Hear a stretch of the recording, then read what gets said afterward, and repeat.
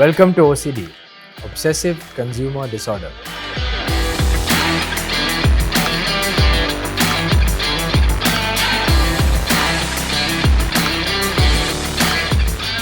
A series that explores the myriad lives of partners, entrepreneurs, and professionals, basically the movers and shakers, in the film, media, entertainment, event, creative, art, and design spaces. We are here to find out what makes our hearts tick and why we continue to pursue what we think is a promising career. Possibly also solve some of the common problems we face together. I am your host, Gautam Reddy, and today I have on the show Himank Reddy, a serial entrepreneur in the education, entertainment, and sports space. Himank, thank you so much for making it on the show.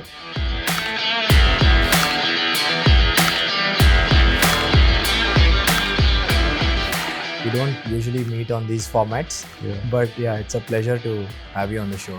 Happy to be here Yeah. and do this with you after knowing each other for 25 odd years. We don't want to give out our age, but or longer. I don't know if it's longer. Yeah, I guess so. Longer maybe. Yeah.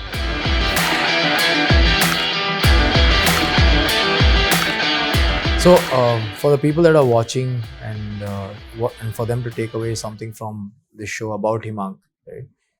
Just want to sort of give them some context on where this all began. And I know that we are all engineers, and there's no option around that. But even within engineering, you chose a very interesting sort of a stream. And why did you do that? Well, to start with, within engineering, to choose a stream like this was really because I was very interested in mechanical to start with.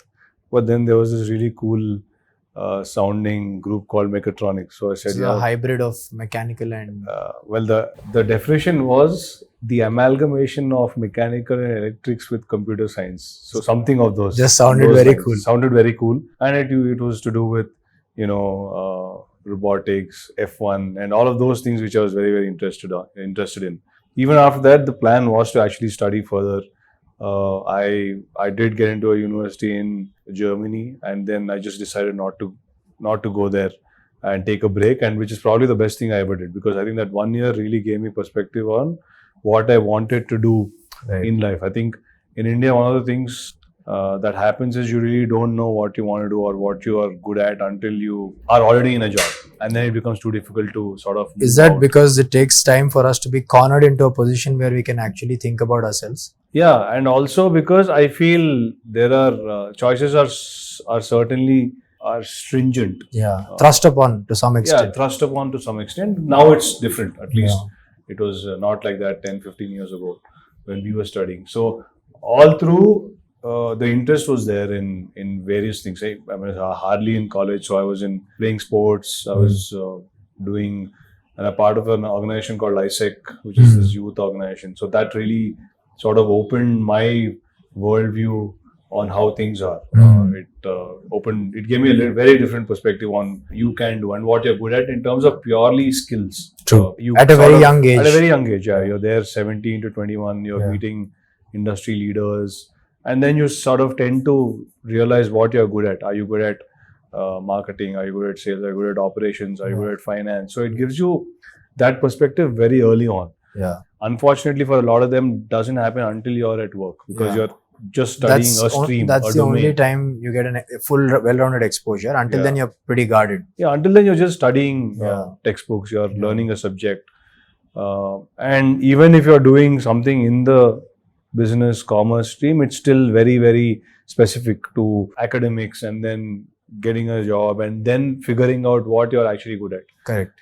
So that 4 or 5 years, I think, really gave perspective, which is why I even wanted to take that break, because I was like, okay, yeah, I did engineering. So it was not an accidental break. You chose to take that break. Yeah. And I had this opportunity to work on the national committee of ISEC in Bombay. And that gave me a chance to sort of travel across the world, run budgets worth a couple of crores at that age, 19, 20, 21. Our budgets were close to actually about 5-6 crores. So you were presenting to board members ranging from Mr. Godrej to Mr. Tata, so to a whole lot of them. So at that age, it's very, very high perspective. Yeah. And that's when I sort of suddenly realized after that move that probably engineering is not the thing for me. Yeah. And I'm really happy that that I took that year off. And even through school and college, I think being out there a little bit, extroverted in activities, Yeah. and a lot of interest in extracurriculars. Without So- obviously, I think the good thing was I was doing decently well in academics, so I could yeah. still do whatever I wanted. So that Yeah. pressure wasn't there even from home. Like we used to go play Yeah. cricket at 4:30 in the morning on my TVS Champ.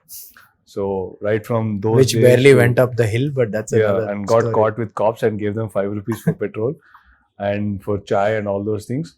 But yeah, I don't think, and then got into music, got into, I was playing drums all through college, then I was in ISEC. So I think I was fortunate enough to have these different experiences Yeah. at that age. Yeah. So yeah, that's how it really panned out. And how did your interest with the music happen? I mean, that happened somewhere along the way. Music happened actually because of my brother. When I was about 8, 10, he used to listen to MTV at that point of time, which was very, very. At that point of time, they only used to play those English songs, and there were some really good rock bands at that time, Pearl Jam and Incubus, and a Yeah. whole lot of them, Tool and all. That was So just emerging he used then. to listen to a lot of that kind of music. So Right. that's how I got into it. Right. And then just around, I think 10th, 11th, 12th, I just decided to learn playing the drums. Yeah.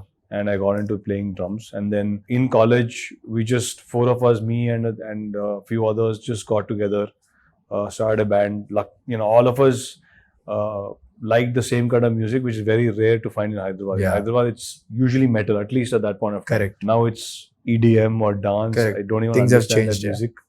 But at that point of time, it was what we were playing was very niche in itself, Yeah. alternative rock and stuff. So we played for about 4 or 5 years. What do you call yourself? I forget the name of the band. Our band was called Microtone, Microtone, yeah. and we played across India. We toured quite a bit, and then the 3 of them went to the US, and that was the end of the band. 4th year of college. So again, that wasn't a choice. It was just sort of Yeah, it just sort of thrust happened. upon you like bunch of other things in life. Yeah, but music was always something that was very, very interesting. So was that it? Was that your last tryst with music? No, I recently played a gig with one of our members. He was a part of our band then. Okay. Still jam a bit. But that show was fun. So we played a live show recently at Hard Cup. So I'm trying to stay in touch. I bought my son a drum kit. Already. Already. He's 4. So he enjoys playing the drums. And he loves amazing. His taste in music is quite good. So his playlist has Red Hot Chili Peppers, Queen, Incubus. So you're a very Pearl proud Jam. father. Yeah. And With not his music choices. yeah, absolutely. And not any of the new age. Cheers to that, man. Yeah. Nice to know the next gen has similar taste. You have to work towards it, I guess. Yeah. So one thing about you growing up is that there was this whole thing of you leading a pack. So you taking up challenges and trying to sort of solve them yourself for a group of people, for a team. When did that spurt happen and when did that come along? Around what age? And I think probably around high school or just a little under maybe 7th, 8th grade. So all through school, sport was a very big part of my day actually. And while we used to play, be it at camp or in school, somehow I always ended up being the guy who took charge. I was also slightly aggressive on field, as you know. So that also sort of brought people maybe around me. Your ways were not by the book, so to say. Yeah, so to say. So yeah. But I mean, at least that's because you want to win. So that's yeah, exactly. I was going to say that the idea was to win. Yeah. And win always, no matter what. Yeah. And so that sort of translated into many other things. Right. So when I got into college, that was the same thing that sort of went on. I was the guy who sort of was part of the fest that happened. Yeah. So I was the convener for the fest, and just generally, again with sports and with friends, and it just became a habit. pack of sorts. And then even at ISEC, it was all about the team. Yeah. So all of us were together, 10, 12 of us, very, very tightly built unit over 4 or 5 years. Also, those bonds tend to stay stronger when you're together as a team. Yeah. And that translated into work as well later. We believed, and whoever I worked with always believed that collective is much stronger than the individual. Yeah. And that's really what I've always sort of believed and worked towards. So it's been an interesting career so far. Started out in Mumbai. Started way earlier than that with ISEC, but but later on you moved into the entertainment space, right? Then you sort of, the serial entrepreneur bug sort of hit you. You got into Worldview with a partner. You co-founded that company, and today you've sort of, that company is in a good place. Yeah, it's a very good place. And you've slowly migrated back towards where your heart is, which is entertainment and sports. Sports has always been there, but entertainment seems to be the new sort of line of interest. How was that journey, and how did that complete? Like the way I see it, Himank has gone from leading a pack, managing a large operation, founding his own company, giving that some scale, giving that a canvas before moving back into something that his heart has always been gravitating towards. So if you could tell us a little bit about this part of your life. So even before I got into entertainment, which was in Globosport, I was actually working for very few people know this. I was working for 6 months with a company that actually worked with DRDO.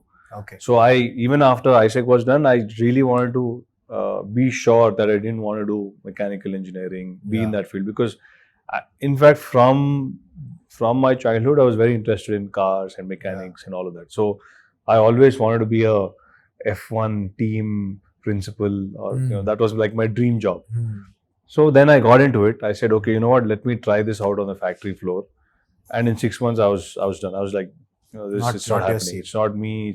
So I was running a project. We used to make these parts for DRDO. It was very interesting in the work that it was, but it just wasn't. Somehow it didn't resonate with you. It wasn't.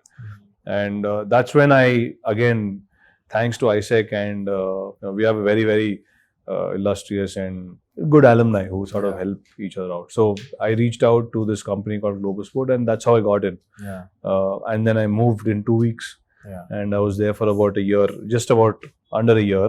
And got into working in the entertainment space. Handling things around endorsements, brands and stuff. At the time, I think Globosport was one of the first few organized players who was actually sort of really consolidating that industry. Right. And with Mahesh leading it, it was it was really probably the most professionally run agency at that point. He brought all of his global exposure into sort of that industry. And then tried to consolidate and sort of get a market leadership there. Right. And even Globosport was from the perspective of both entertainment and sports. They used to do a lot around sports and stuff. The plan to start a company was always there. So my co-founder and I, Sampreet, we go back a long way, so right to school. So the plan, and then ISEC, and then we've always been friends. So you've been in touch throughout. Yeah. So there was always a plan to start. We just didn't know when. And then just suddenly we decided that this is the time, and we just sort of, with a month's notice, moved to Hyderabad. I just told my parents I'm leaving this job that I have, and they're doctors, so they're like, why would you do this? You have a job, you're set. I said, no, I need to do this. All I need is a house for a year, and then we'll figure it out. I still don't think they know what we do in both the companies that I'm a part of, but that happened, and then we started in 10 years. This is our 10th year actually. So we started 10 years ago. Just the two of us, literally in a garage, meeting schools, being out there. I was probably on the road for 200 days across India, meeting a lot of schools. So that happened as Worldview Education Services. And that's where that new side of you sort of kicked in, right? Where maybe it started even at Globosport. I'm not aware exactly what your role was there. But this whole angle of sort of liaising with the market. Yeah, sales and marketing was never my thing, actually. So I always looked down upon like sales and marketing. I'm like, the first thing that came to my mind was, it's like selling vacuum cleaners. That was the first thing that was always on my mind. And that's the picture you carried. Yeah, that's the picture I carried. And then it completely changed. When you got in. Yeah, when I got into Globosport, like probably the last year of ISEC also. Because we used to do a lot of sales to various brands and stuff, and then definitely in Globosport. And then I realized that that's really my strength, like with people and building those relationships, making things happen, working with them to make things happen together. So that I think, as you may call it, you find your mojo. So that's where I found my mojo. That was the year, that was people. The time. Yeah. So people, working with them was really my thing, I figured. So then when we even started this, we were very clear in terms of roles. So I was just out there meeting. So there's a saying, you need to really hate people hard and know why you hate them to start loving them and working with them. Probably. Was that your curve too? I don't know, but I was definitely very reserved. Yeah. Before that. Before that. Yeah. But once you got in, you got in. Yeah. Not introvert, but reserved. Yeah. Even now a bit, but Yeah. I definitely took my time with people But and now stuff. your job doesn't allow you to Yeah, stay. job doesn't allow me to stay, and I sort of enjoy it. Yeah. All through Worldview, now at Kwan, It's at largely Global Sport, people, yeah. it's largely people. Yeah. Expectations and And so built that for about 5-6 years, built the teams out, and then a year and a half back was when the Worldview is doing really well, touch wood. So we are about 50-60 of us working with over 300-400 schools across the world. country We have and the world. offices in Singapore and Dubai now. Yeah. So it's doing really, really well.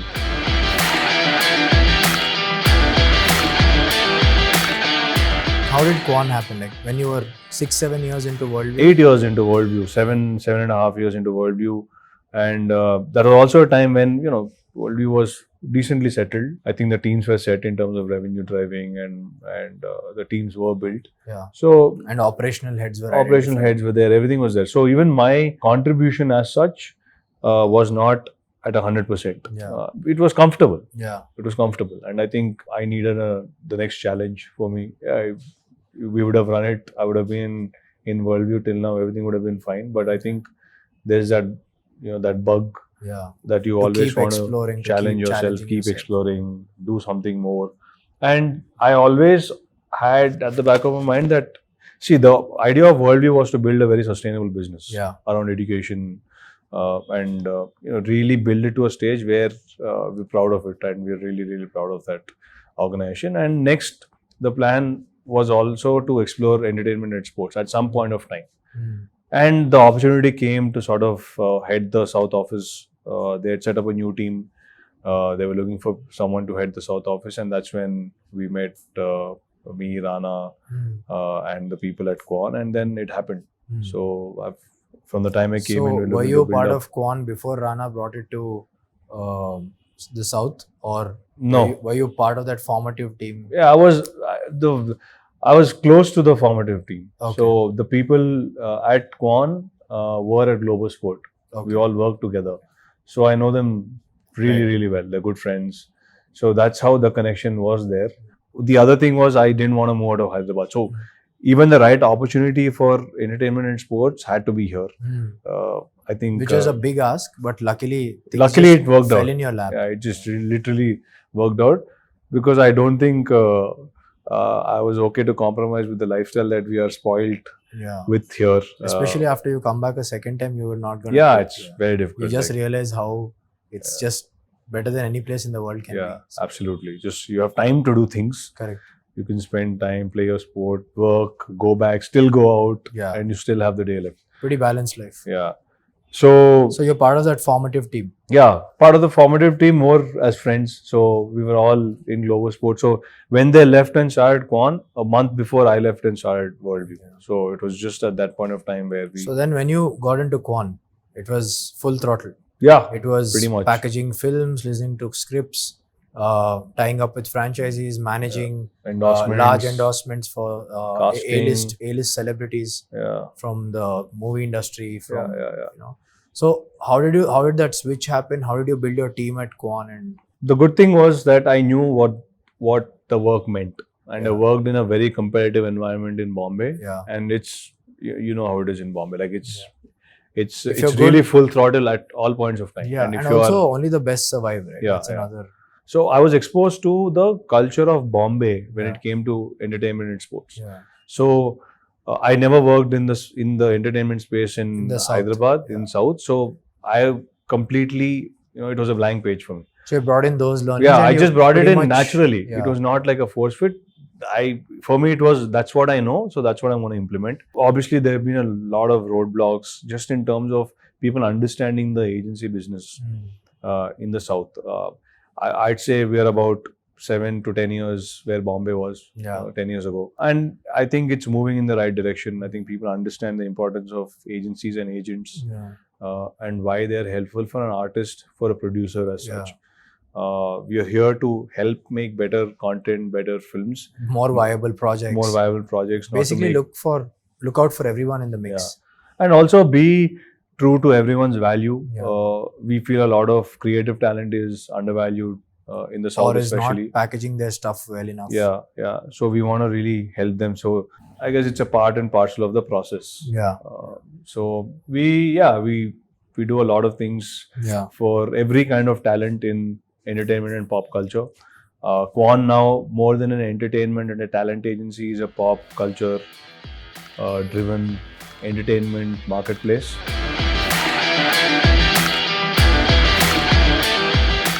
Why is there been like a sort of a spike in their interest levels with new age content, new age entertainment? Why is that happening? Was it largely, and I'm led to believe, was it largely a underserviced, unexplored territory? Yeah, I think two things. One is people had us at that point. Maybe I'm not even talking like decades. This is 5 years ago. 5 years ago. People had very limited sources of entertainment. It was either movies, TV. When I mean TV, it's your serials, News or sports, news and sports stuff, and sports. sitcoms. Yeah. These are three things that they had. And Sports also was largely sport. yeah, One sports sport. like cricket probably. The explosion in terms of content and entertainment has probably led to people consuming so much more. And obviously the with smartphones coming in and the speeds that you have on the phones, it's accessible everywhere. People have 5 minutes, they're looking at a video, they're looking at some piece of content or anything like that, right? So I think these two things hand in hand have changed it completely. Content being created for various audiences. It started with very niche. Netflix people thought only a certain demographic is going to consume it, but clearly that's changed. Everyone is consuming it. So now the audience dissection has happened to another level. Has happened completely. So now the challenge really is to cater to those kind of people with different kinds of content. That's really not exploded because content has not exploded in the same speed as people watching the audience exploded. I think really here it's a catch-up game from a content provider consumer distribution standpoint. It's a catch-up game. You're not able to put the right content out. That's really I feel the gap, and hence everyone's going after making new content. And sometimes because everyone's in a hurry, you are not getting a great product out.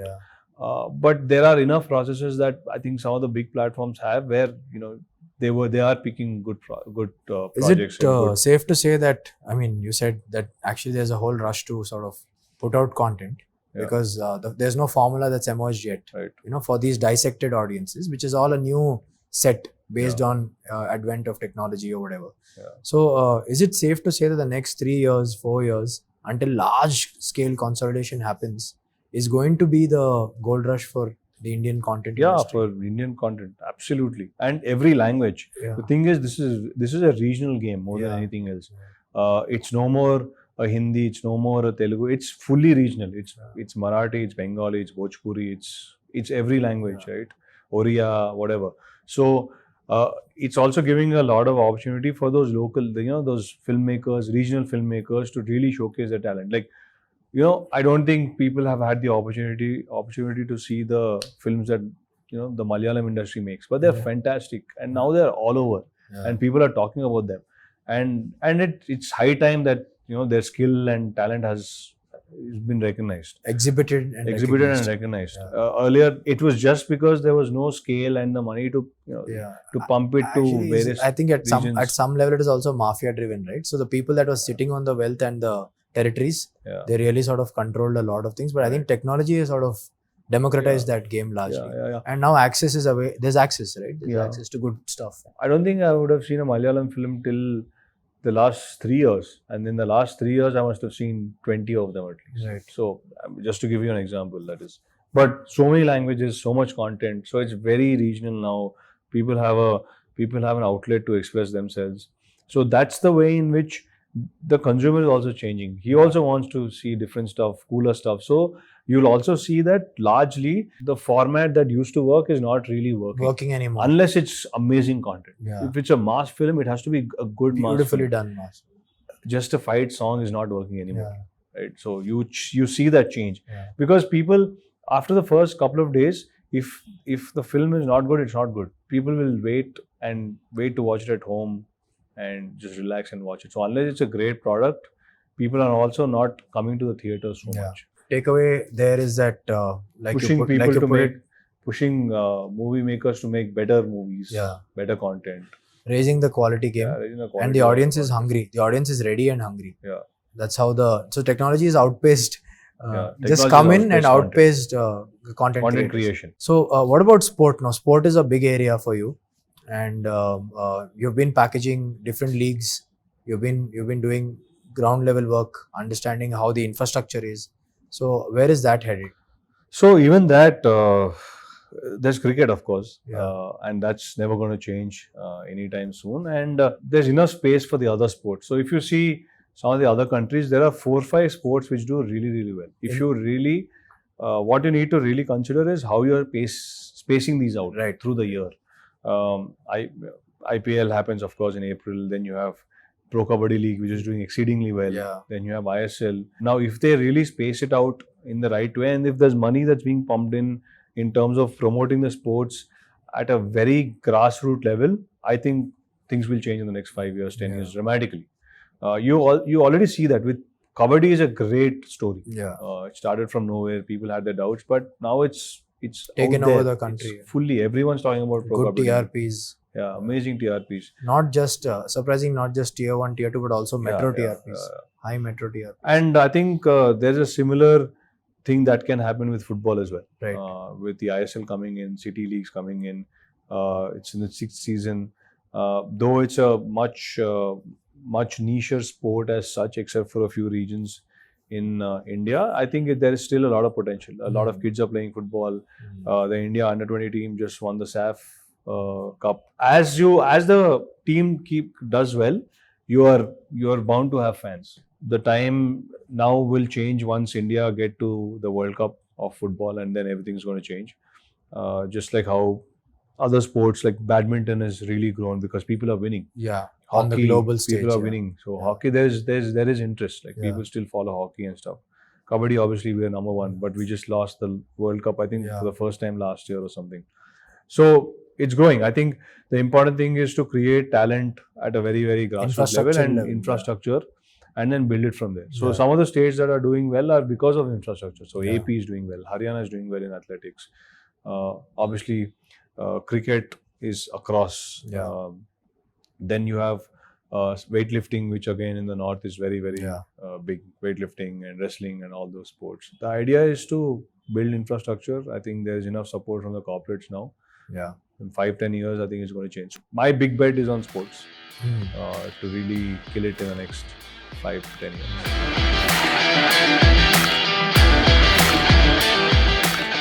So as of now, you're safely nestled in this environment.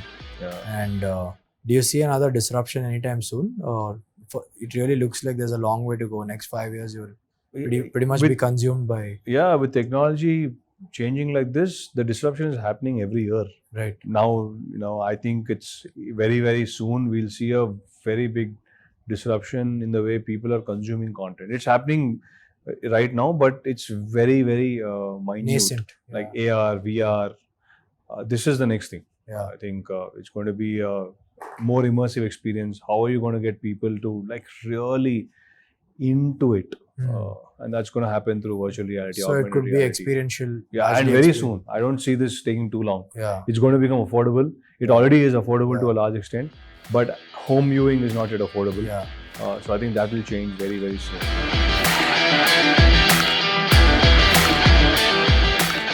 I just want to break away from all that serious talk, and just ask you some very light-hearted questions, stuff you can just sort of comment on, largely yes or no. If you were to pick a film genre that always sells, that you were to bet on, if you were betting your money on that, what is the genre you'd pick? Audience is India. Audience India? Action comedy. Action comedy, expensive bet. Yeah, action comedy. But it'll work. Yeah, your money is on that. So, would you choose, now that you're muddled up between these industries, would you choose playing a sport or watching a movie? Playing a sport. Thought as much.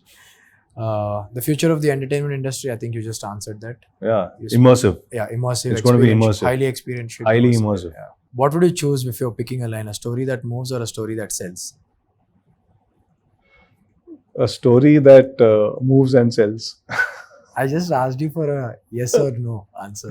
You can't like mix it all up. Story that moves or story that sells? A story that moves, man. I think it'll sell anyway. Over time. Yeah, whenever. But I think a story that moves. What is the thing you absolutely hate about the work you're doing right now? About your day-to-day job? I can't say it on camera. It's okay. No one's judging. What is it? What are you grappling with that Absolutely. hurts you? Like knots in your stomach.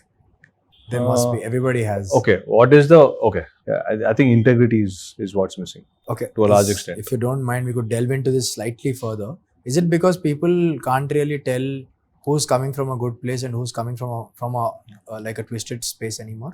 Yeah, I just think... Which is why they're just not believing people.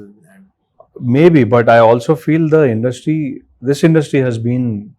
infamous, This was always a problem, Yeah. I feel. infamous for thievery. Infamous for not duping, being a lot of con men around. extremely open, and Yeah. I think integrity and just being frank, honest, Yeah. it's been missing. I think that's one thing that I would definitely want to Right. see change. And what's the thing you absolutely love about what you do today? The pace, Right.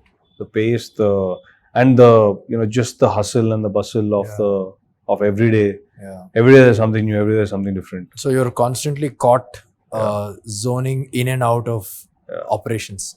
So Yeah, you're yeah, there yeah. and then you're taking a macro view and you're back again and you're taking a macro view. Yeah, So you can't escape. that's a that. nice space to Yeah. have. If not, I know you've pretty much sort of explored everything possible, but if not Kwan right now, what would be something you'd pursue? It's okay to give me a democratic answer. I don't know, Formula One. Far enough. Himank, thanks. It's been great fun. I My hope there's pleasure. good perspectives and takeaways for people that hear you, hear us chat today. And I look forward to doing this again in a few years. Yeah, I'm doing sure things will something- change dynamically on both sides. I hope so. If not, we're just aged well. Nothing Yeah, to yeah. worry about. Or this just becomes such a large business that we'll That have to there's talk no way of somewhere getting else. out of it. Yeah. Awesome. Thanks for Yeah, coming thanks so much. I in. had a great Pleasure time. having you. Thank you. Thank you so much. So that was Himank, another good old friend. Has done his time across different markets, constantly been challenging himself, and I think that's a trademark of somebody who's on top of his game, and it's important to explore. That's a great takeaway from this conversation with Himank. We will be having many more riveting conversations. Thank you for joining us.